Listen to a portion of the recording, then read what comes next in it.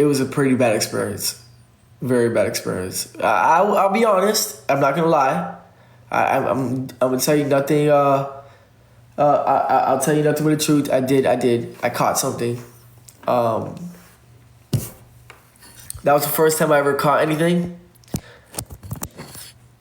And yeah. So, but it was a bad experience. But let me tell you something. When I did my time, that was probably the not one of the best experience, but the most humbling, memorable experience I've ever went through. Doing all that time, and it can either make you or break you. I was going down the wrong path. Anyways, I was gonna either end up in doing more time, or I was gonna end up in a casket. So, Chris says, "Save her, love you, appreciate it." But look what it did to me. It changed my whole life, made me a better person.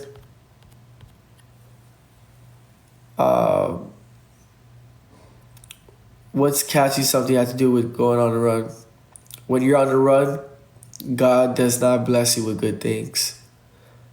He doesn't. When I was on the run, it was the most disgusting, the worst experience I ever had. And it was only a week. I was only on the run for a week. I couldn't do it. I had to turn myself in. It was that bad. So, but, a week is not long for being on the run, but I had petty charges. Six of them.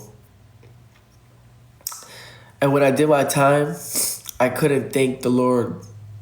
I couldn't thank the Lord for giving me this blessing, this chance to rehabilitate myself. I became a man. I became a man. I elevated in there. I didn't let it break me. At first, it did break me a little bit. It did. I did. But look at me. 97% of the people that did what I did and went to a juvenile prison, there was a statistic. It was 97% of them reoffend. And I didn't. I didn't reoffend. So, it's not always bad. There's always rainbows and sunshines.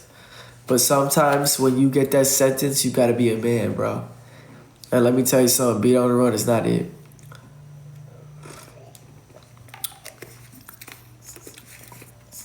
Let me tell you guys something real quick. I came from a household where it was, at first I lived with my brother, my mom, and my grandma. My grandma was a full-blown alcohol, yeah, you get it. My mom was working 24/7 to be able to provide the little much that she could, even though she was still struggling. Life can get hard. Life can get hard.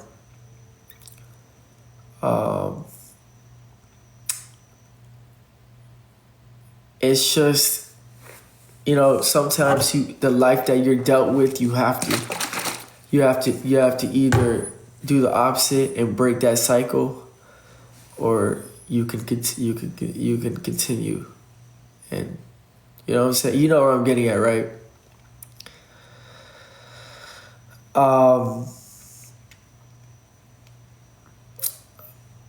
My uncle was a addict. My dad was an addict before he passed away when I was 4 years old. My mom was working all the time. I barely got to see her. So it was just me and my brother, always alone at the house, and we had too much freedom. So what do? We decided to go to the street and try to find loyalty and family outside the street.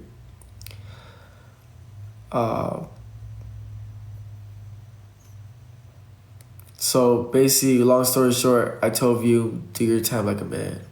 I don't think you got a lot of time. I think he said 6, 8 months. So,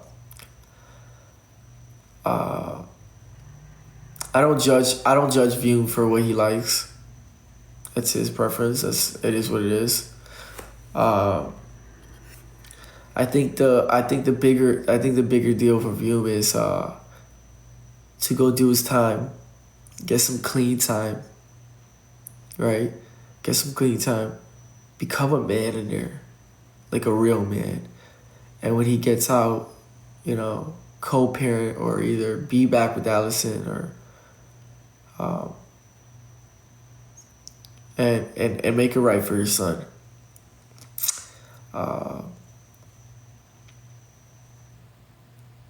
He doesn't want to, like I said, he doesn't want to deal with the struggles that I went through, such as I got a lot of baby mama drama. You feel me? If Allison's giving you a second chance, but she's telling you to do something first, do it. Do it for your kid. If you can't do it for yourself, do it for your kid. And if you can't do it for your kid, do it for yourself. And if you can't do it for yourself, do it for your mom. And if you can't do it for your mom, do it for your dad. If you can't do it for your dad, then do it for the higher power.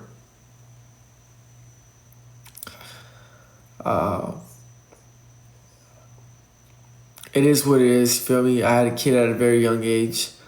I thought I was going to have the white picket fence because I knew I was always going to be successful. I always knew I was going to get money.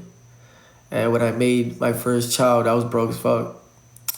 But I knew that one day I was going to have a white picket fence, have a family, and it all went downhill when it came to the family part. You know what I'm saying? So, if you can make it work with Allison, try to make it work.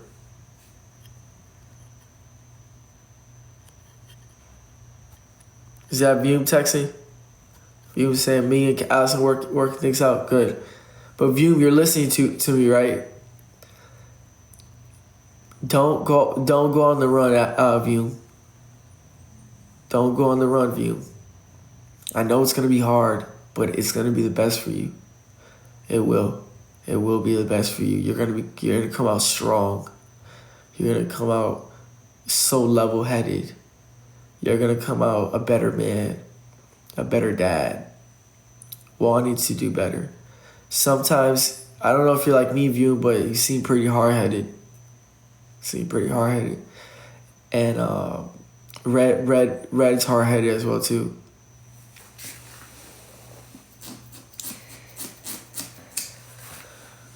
My brother comes up to me the other day. He told me, he's like, he came to my house. He looked like he was very stressed out. I said, Red, what's wrong with you? He said, bro, life is just not going my way. We sat down. I let him vent to me. He broke down a few times. And K Blazy, thank you for the cheers. And I asked him this. I said, is life not going your way because of you? Or are you blaming other people? He's like, I don't know. I said, think about it. It's you. And we got over that topic. He says, bro, I'm stressed out. I have a warrant. I have a warrant. I said, okay. So what do we do? Right? And I see a lot of people are making fun of him, saying that Redd couldn't afford his lawyer to get the warrant lifted. That's not true. He could have. But he came to my house, and I saw him in shambles. I mean, when he came to me, he was stumbling, trying to hug me like this. When he came out the car, he was stumbling, and he hugged me like this. And I hugged him tight. I said, how much is it? How much is it? How much is it to get that warrant lifted? He's like, bro, I have the money. Don't worry about it. I said, no, Redd, I'm going to pay for it because I love you. I see you have other problems going on, addiction. So I want you to focus on addiction, and I'm going to pay that warrant to get lifted because I don't want you to stress out, do anything. He had said, he said $5,000. I said, give me your lawyer's Zelle. I was him $5,000. So he's like, you don't have to do that. I would have paid for it. I said, I want you to focus on what's important. He constantly disrespects you, though. It doesn't matter. He's my brother at the end of the day. I said, I told him just like this. I said, look, money comes and goes, Redd. That $5,000 for my brother's freedom, I would have paid any price for your freedom. If you would have went to jail because of that warrant, I would have been the first one to bond you out. I don't care how many hours I have to drive to bond you out, I'll be the first one to bond you out. Who was the person that bonded my brother out every single time? Me.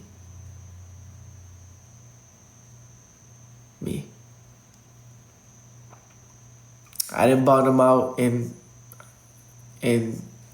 24 hours, 5 hours, 10 hours. I bonded him out the first second he got a bond. I started driving to the bondsman. A lot of people are saying you're enabling him. I'm not enabling him. I want him to do better. We talked. We had a good talk. And I told him what he needs to do. And he knows what he has to do. I motivated him. I told him, I'm gonna pay your lawyer to get that bond out. Even though he had the money for it, I said, I want you to save your money, get you a beautiful home with you and your girl, and start realizing what's important in life. Whether you have a kid with her, or whether you guys build with each other, whether you guys, whether you guys build with each other, that's all I want from you. I don't want you in jail. So I'm not enabling him. I'm not.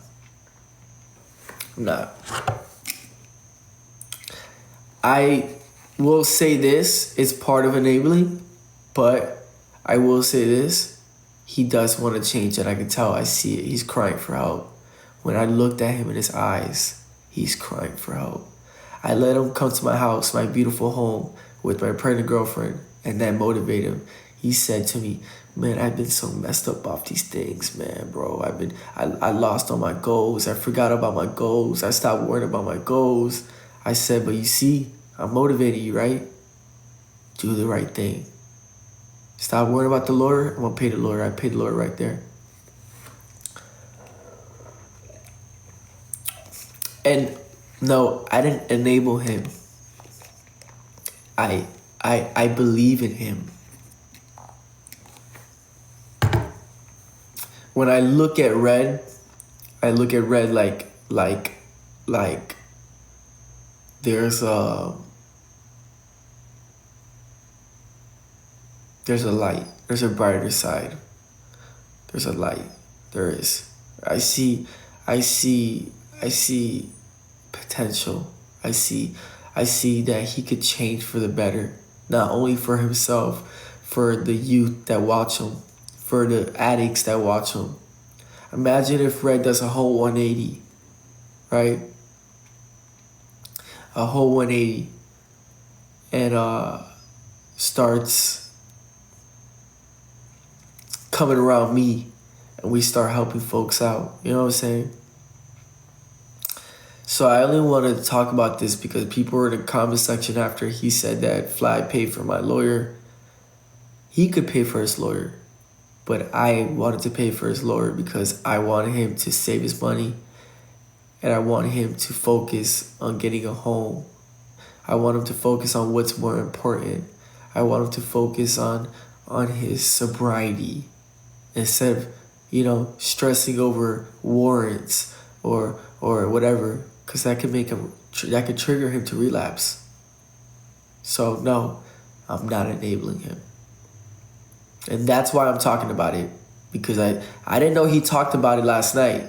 And I saw on T pages people like saying, oh, Fly's always saving his family. Oh, Fly's always doing this. Oh, Fly is just enabling Redd. I'm not enabling Redd.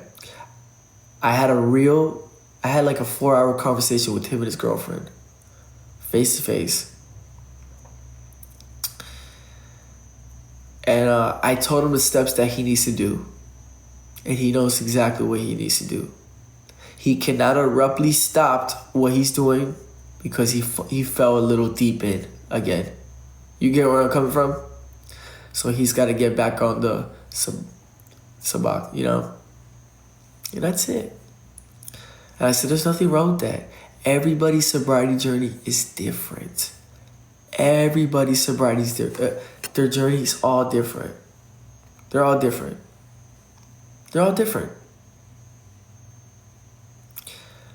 When I look into his eyes, I see light. I see someone crying for help. I don't know how you guys don't see it.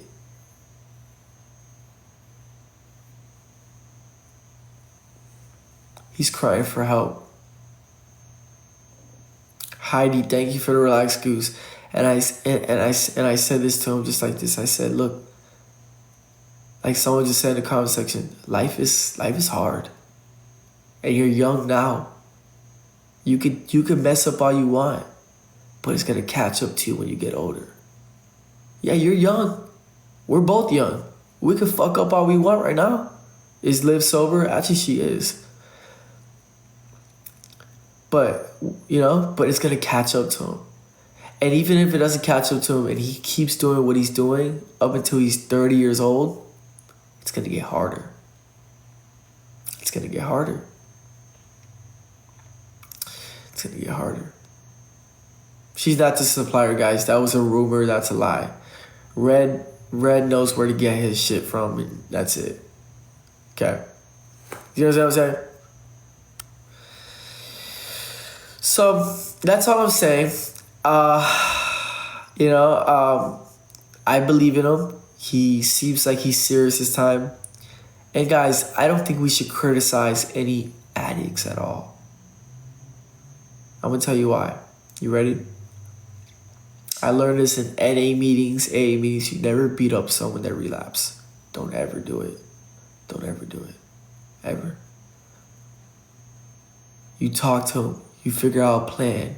You figure out a resolution. You speak kindness to them. You motivate them. You tell them it's wrong what you're doing.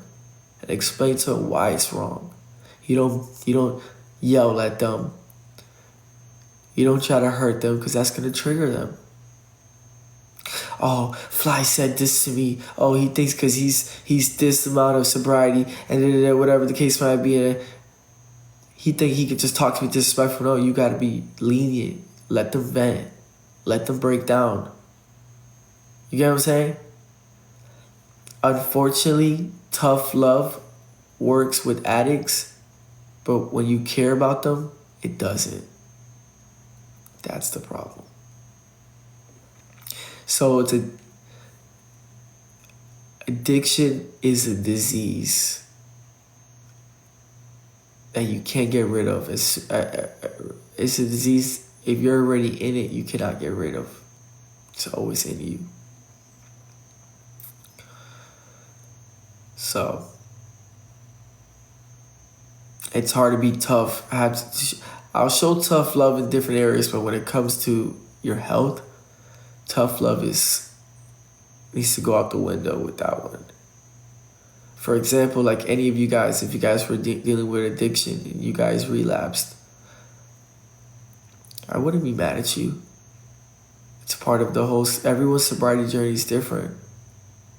You know what I'm saying? We live in a very cold world. A lot of people are using. It's a very hard life we're living. It's very hard to even get your hands to grip on sometimes. You understand what I'm saying? So, that's all I want to talk about is, yes, Redd could have paid his lawyer to lift the warrant.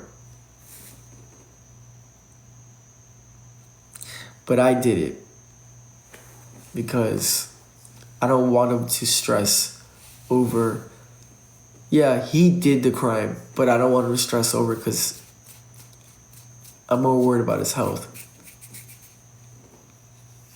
He said his Zelle not working. I don't know if it was working or not, but I saw his money. He could have paid for it. Redd's got money. But I wanted to pay for it because I have a bunch of saved up money. I don't spend my money on anything else. What the fuck do I spend my money on? I stopped buying clothes, stopped buying a lot of shit, so like, the fuck.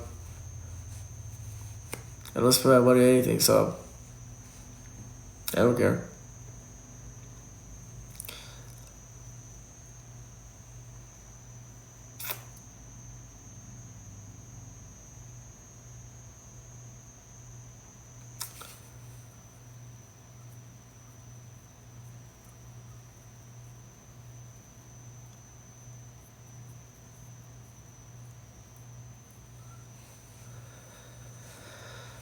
But yeah, that's it. You know.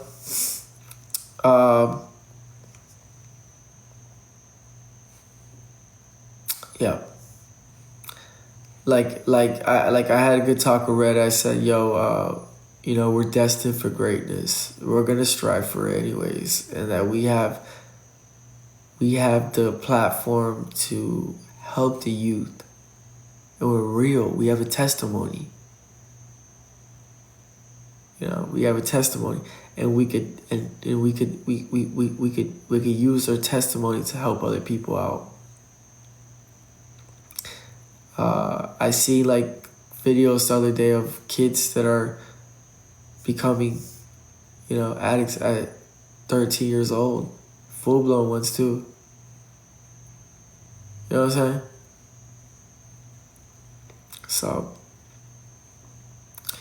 there's a lot of routes that me and Redd could take.